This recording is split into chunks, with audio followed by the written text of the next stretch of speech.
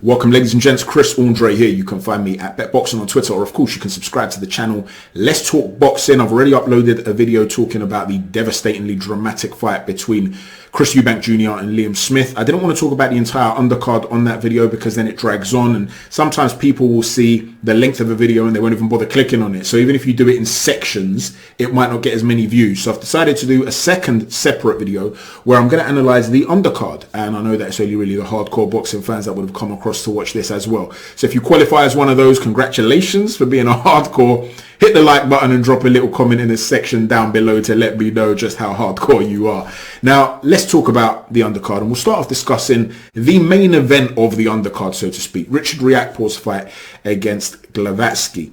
And Glowacki is a wily old veteran. He's not what he used to be. We know that. He's certainly aged, and you can see it just by looking at him. His body looked old. The fact that he came down to country music, giving high fives to everybody he could see, that made him look like he was just on holiday and happy to be there, to be honest with you. But he's still nonetheless a wily old character. And he comes in and he leans onto that back foot behind that southpaw stance, and by leaning his weight onto that back foot and keeping his front foot quite in front of him, he's created a barrier with that front foot, and so it's quite hard to reach him. So he makes you feel as though you have to overreach with that backhand as an orthodox fighter, that right hand, to land on him. So if you go first and you fall short, which he's good at doing, he then jumps into action and he starts throwing punches which are very aggressive, and they can be quite manic and wild in some ways. He's a rough and tumble type of guy. So they're over the top type of shots or uppercuts, and he'll fall into you, clatters you with his body. He's a rough guy, and he can make things very uncomfortable for you. He does have quite a significant technical weakness though, and you have to remember the first ever technical breakdown video I did where I showed footage on this channel was the build up to Lawrence Okolie against Glowacki. It was like a 28-minute video or something where I was showing images and talking through stuff and footage and things, and I was talking about the elements of Glowacki's game that could have been exploited by Okolie. And one of the problems that he has is that when he throws that backhand, his back foot will come off the ground, and sometimes it will swing around as well. And that actually creates a position where he becomes susceptible to being countered. Now that seems a little bit counterintuitive, because one of the problems that orthodox fighters have against southpaw fighters is that they're not used to the angles. So the backhand of the southpaw tends to, he's more of a specialist, so to speak, at landing it than you might be at landing your own backhand. So when you have to go first with your backhand and you're putting yourself in a position of danger when you're a southpaw, it's almost counterintuitive to what it is that you could potentially offer. And so the way Lawrence Okolie dealt with that was to consistently jab, and rather than try and move to the outside and come on the outside of his lead shoulder to attack him from that blind side, knowing that Glowacki putting his back foot, his weight onto his back foot can shift quite well, Okolie came to the other side, making Glowacki fall short and would basically land that big long right hand and cause him problems. And you saw that Richard Riakporhe was looking to move to that side as well. And Riakporhe had some good moments. They called it a very mature performance because he was comfortable and he was thinking about what he was doing in there. However, considering where Glowacki's at in his career, I also felt at times Riakporhe looked a little bit uncomfortable in there. He would be getting caught with a couple of shots and he'd cover up and he becomes a bit too stationary. He might duck down or whatever, but he's not really taking himself off of the line with his feet. It's almost like he's surprised to be attacked. At least that's how I'm interpreting it. But he's certainly improving as a fighter, and we know he carries power in both hands. And when he did finally decide, right, I'm going to really let go of my hands here, he jumped on Glowacki and he was in serious trouble. He had hurt him prior to that as well, and he smothered his work a little bit in that instance. But he threw this long right hand, and at the right time when Glowacki was really hurt, he just turned his head, which it just made the connection miss. Otherwise you'd have seen a devastating knockout. But then from there he followed up and he got the stoppage. So it's not like he was ever in trouble in any way. He was winning the fight very comfortably, like I said, against a wily old vet.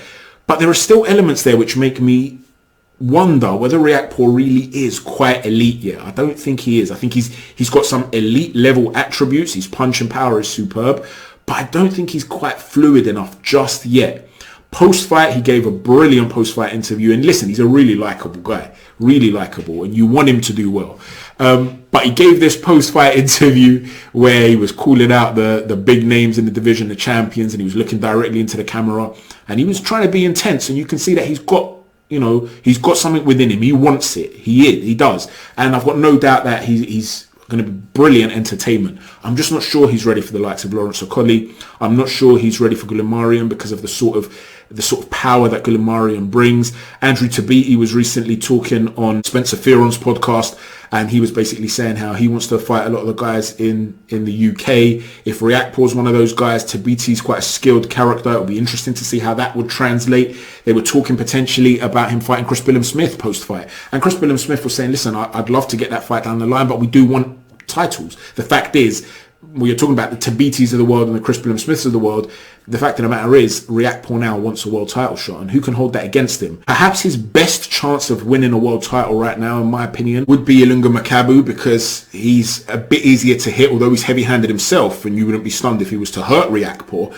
He can be hit, and he can be a little bit clunky with his feet, and Riakporhe's got a height and reach advantage, so that would be the one that maybe they should try and target, that WBC route. Jai Opetaia, who he also called out, I think that's a really risky one, because Opetaia is a very skilled technical fighter, and we know that, you know, Briedis broke his jaw and he was still able to win the fight, so you know he's got a chin on him, he can carry a shot.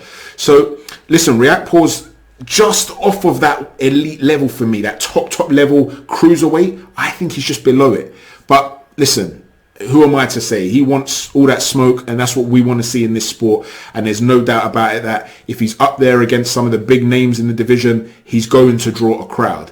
He's going to have the Crystal Palace fans behind him as well. So yeah, onwards and upwards, good luck to him. Moving on from that, let's talk about Frazer Clarke. Now, Frazer Clarke faced another guy who is not particularly highly rated. Kevin Nicolas Espindola is an Argentinian heavyweight who's rated 378th in the world by BoxRec. And this has caused a lot of people to get very frustrated. And they're saying, when are they going to put him in with a real guy? The problem is that Frazer Clarke, in my opinion, is still in a process where he's learning. I know he's an Olympic bronze medalist and people are used to Olympians being fast-tracked.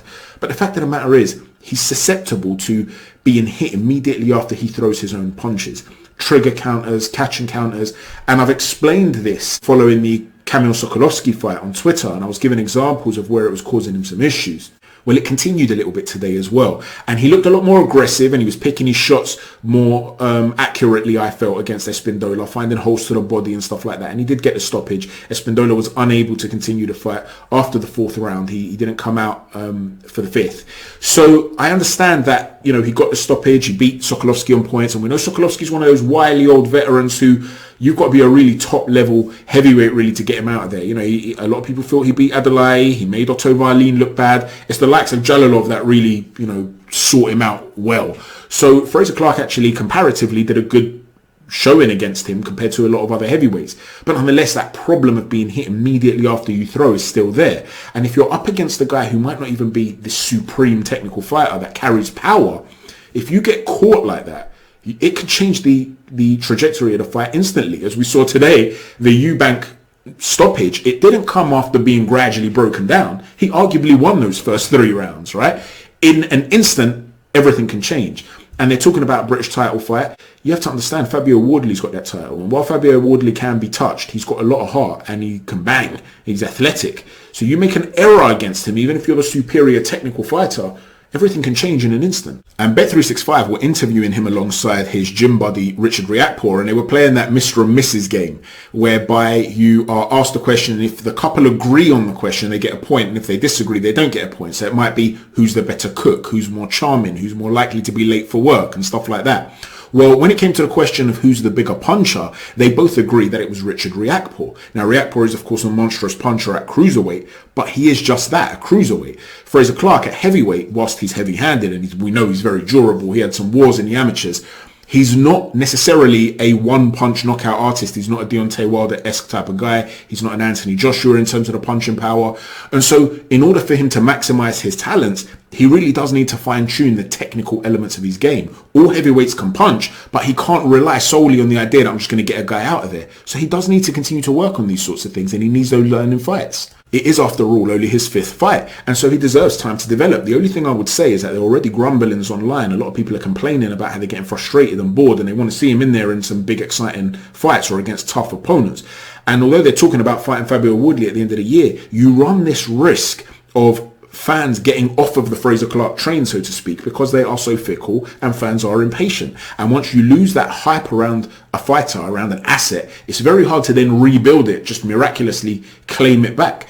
So they're going to have to find the right balance between trying to speed him along and holding him back enough for him to have the time to develop. If he does fight Fabio Wardley at the end of the year, that's a very good fight. He can still squeeze in 2 or 3 fights between now and then. So he can still develop while still having something on the horizon that people can get excited about. Let's talk about Joseph Parker, the former heavyweight champion of the world. He stepped in with Jack Massey, a cruiserweight who has been at domestic and European level and is stepping up to a higher weight category and has gone straight to world level on paper to fight Joseph Parker. So you expected Parker to really do a job on him and put on a show. It didn't really play out like that though. Massey gave a good account of himself. He did not seem overwhelmed at all. He used his range fairly well at portions in the fight. Early on, he looked a little bit intimidated, I felt, and he was looking to land the odd stab jab, but not looking to engage too much. And Joseph Parker was more active and he was walking him down and he was winning the rounds. There's no doubt about that. Early on, he was winning the rounds. But I felt that the way he was going about his work, he almost looked impatient, like he was too desperate to land something and it was looking for an individual power shot rather than go through the gears in a manner that would enable him to break down a guy like Massey.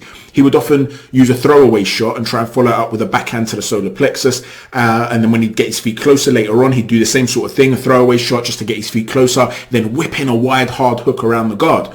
But the problem he had is something that he's shown as a problem in the past against the likes of Junior Farr. He launches himself so much into that backhand that he falls into the opponent and ends up smothering his work. So where he could land a hook and then pivot out, change the angle and come with, say, a left uppercut and then another right hand down the pipe from a side on angle and, you know, continue to work, basically change angles and work around the guy that you've gotten up against the ropes. Instead, he'll throw one big shot, fall into him and smother himself. And so whilst an individual shot can hurt an opponent, and there are times where you want to fall into an opponent and tie up and break construct, where you're looking to dictate tempo, you're looking to land and stop him landing and nick slower rounds and stuff like that. There are moments where it's valuable. You also have to be able to understand your distancing and go through the gears and break a guy down in a sustained, methodical manner. So you have to ask yourself, where does he go from here?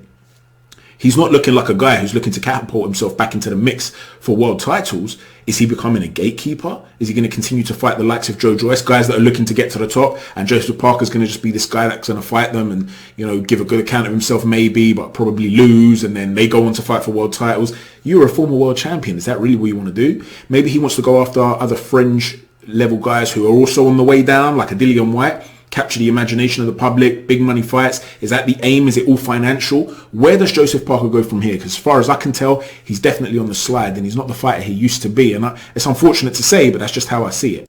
With regards to ESSUMAN and Kongo, unfortunately, the first round and one of the middle rounds I didn't get to see because for some reason the Sky pay-per-view would just switch off. It would take me back to the page where it's saying press the red button to go in. I don't know what was going on.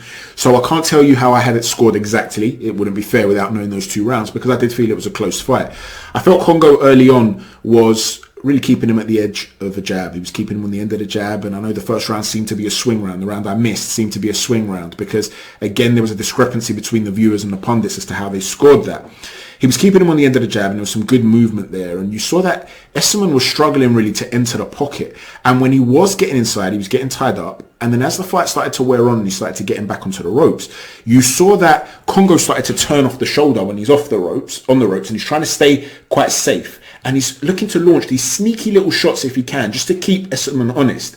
And he's able sort of to smother him because ESSUMAN's almost putting too much forward momentum into the leaning. I know Natasha Jonas was saying he needs to take half a step back and give some space for himself.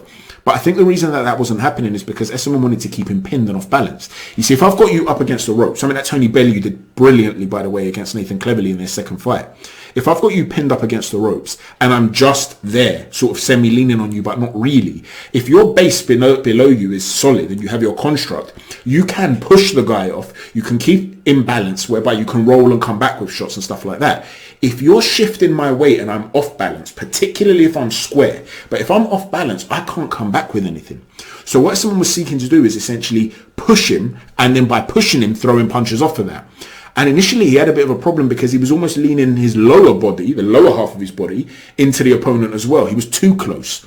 As the fight started to wear on, what you started to see is that he would use his head to push forward, so he'd keep his back a bit further back. So now he's leaning almost as though his head's in, but his legs are out. So imagine this is his head, right? He's sort of in and his feet are out, rather than being sort of in this position where he couldn't get leverage. By doing that and creating that leverage, he's also created space in the area between the two bodies.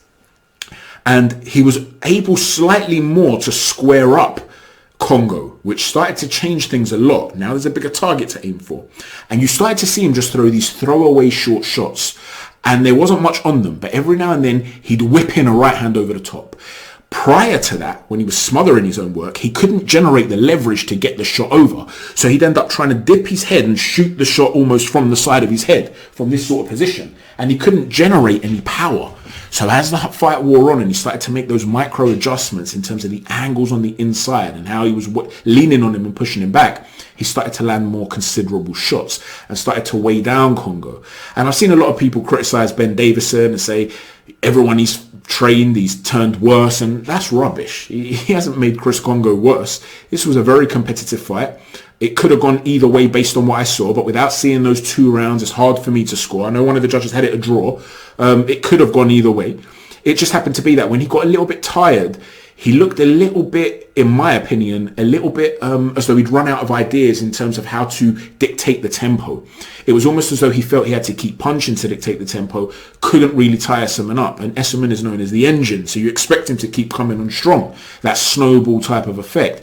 And when he was getting tired, he was a little bit gangly with his arms, so his technique went a little bit out the window. He'd throw a right hand Kongo and it would sort of come low before he's bringing it back. And so as a result, he just got outworked. I don't see it as terrible training. I don't see it as a terrible performance. It was a really good competitive fight. And in the end, according to 2 of the 3 judges, he got outworked. It's just one of those things. Some good adjustments there on the inside from ESSUMAN. So shout out to you hardcore fans for sticking around to discuss the undercard. Let me know your views in the comment section down below. Please don't forget to hit a stiff jab on the like button, a right cross on the subscribe button, and an uppercut on the notifications button. Thanks for watching, everyone. Chat to you soon. Take care. God bless.